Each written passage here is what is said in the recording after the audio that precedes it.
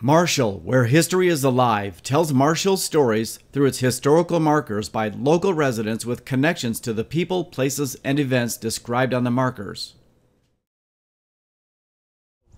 Hello, my name is Candy Putnam.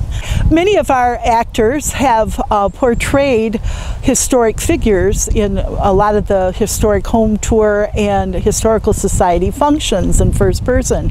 I have been fortunate enough to be involved in that, and I have portrayed Mazie Miller, whose nickname was Mazie. She was self-determined, very energetic, a go-to woman. She was a suffragette.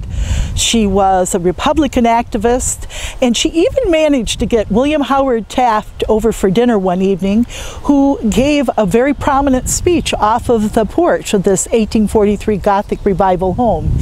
She chose from her suitors Craig Miller, who was a young lawyer, and they married in 1898 and bought Hillside in 1905, where they raised their two sons.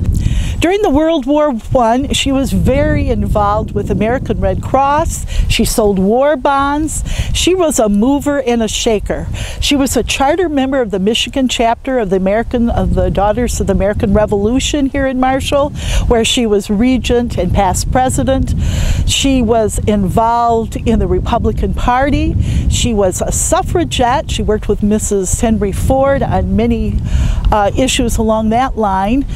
She was the first woman in Michigan to be the president of the League of Women Voters here.